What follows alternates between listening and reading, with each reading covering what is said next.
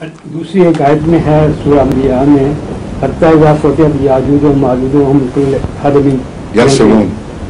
ان آیات سے معلوم ہوتا ہے کہ ایک وقت میں یہ یاجوج و ماجوج بند رہے ہیں اور ایک وقت آئے گا کہ یہ کھلے رہیں گے. تو یہ کس زمانے کے متعلق ہے؟ یہ جو جس میں سے آپ گزر رہے ہیں اسی کے متعلق ہے. اصل میں یاجوج ماجوج میں روس اور انگریزوں کی جو حضرت مسلم موعود نے تفسیر فرمائی ہے اس کے پیچھے ایک تاریخی حقیقت ہے. وہ یہ ہے کہ جو بھی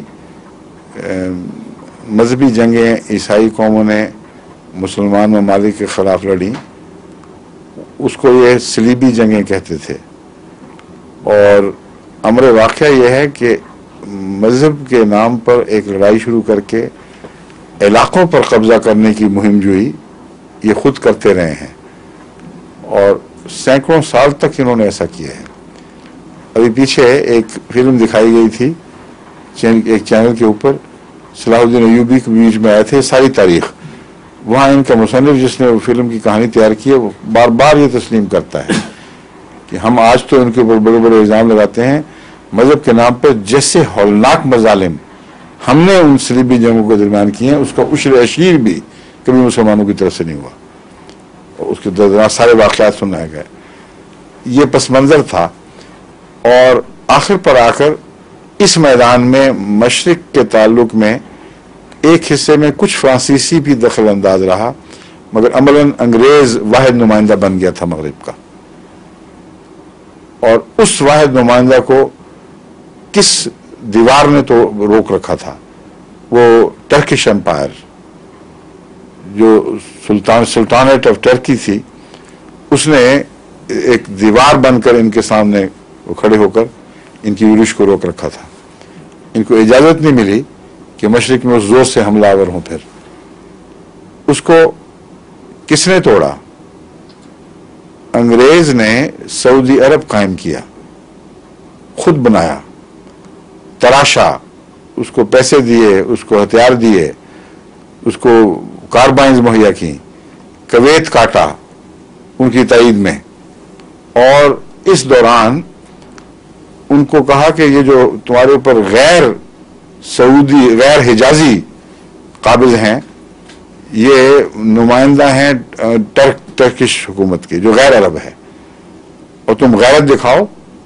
اور ان گورنروں کو جو شرفاء مکہ کہلاتے تھے جو عموماً عموماً کیا تھے ہی اس کے شرق اردن کا شاہی خاندان جو سید خاندان تھا ان سے تعلق تھا ان کا، ان کے خلاف بغاوت کو، ان کو اکھاڑ پھینکو. اور عربوں کو ترکوں سے بچانے کے لیے، ابھی دیکھیں نا کیسی عمدہ چال ہے، عربوں کو ترکوں سے بچانے کے لیے ترکوں کی جو لائن آف کمیونیکیشن ہے اس پر حملے کرو. چنانچہ ان غلاموں نے بغیر سوچے سمجھے کہ کیا کر رہے ہیں اسلام دشمنی کی ہے قومیت کے نام پر، اور وہ دیوار توڑ دی جس دیوار کا قرآن کریم میں ذکر تھا کہ ایک وقت آئے گا جب وہ توڑی جائے گی تو پھر یورش عام ہو جائے گی.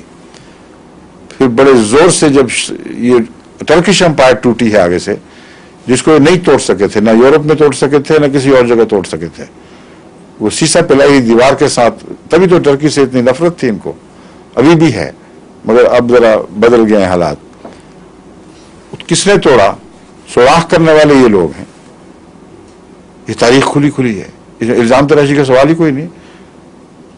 کوئی دنیا کا معقول آدمی تاریخ کی کتاب اٹھائے گا اس دور کی تو یہی نتیجہ نکالے گا کہ انہوں نے وہ سوراخ کیا تھا. تو وہ دیوار جو ٹوٹی ہے وہ اس طرح ٹوٹی ہے. یہ لوگ پھر زور سے داخل ہوئے ہیں، لیکن یہ جو دیوار ٹوٹی ہے اس نے عرب کی اسلامی دنیا کو ان کے لیے کھول دیا. جہاں تک ہندوستان کا تعلق تھا وہ اسلامی دنیا تھی ہی نہیں، وہ ایک ملی جلی دنیا تھی جو اسلام دشمن دنیا تھی. یہ بھول رہے ہیں کہ مسلمانوں کا تو جو تشخص ابھرا ہے وہ تو انگریز کے جانے کے بعد پھر ابھرنا شروع ہوا ہے، ورنہ تو پنجاب میں بھی وہ پیچھے جا رہے تھے اور یو پی میں بھی ہر جگہ اپنے مخالفوں کے مقابلے پر ان کی کوئی حیثیت نہیں رہی تھی. وہاں اگر کوئی واقعہ گزرا ہے تو جو مغل حکومت تھی اس کا ٹوٹنا ہے. وہ ایک نظام ہوا, ایک دیوار جو ٹوٹی ہے وہ وہاں ٹوٹی تھی. جب مغل حکومت ٹوٹی ہے ہندوستان میں تو پھر انگریزوں کو دخل اندازی کا خوب موقع مل گیا. تو 2 دیواریں ٹوٹی ہیں جن کے اثرات بہت گہرے اور خطرناک اور دیر پا ہوئے. ایک وہ جو عرب دنیا میں ٹوٹی ہے اس میں توڑنے والے یہ لوگ تھے. دوسرے وہ جو ہندوستان میں ٹوٹی ہے اور اس توڑنے کے وقت احمدیت کا وجود ہی نہیں تھا. اس لیے سب جھوٹے الزام.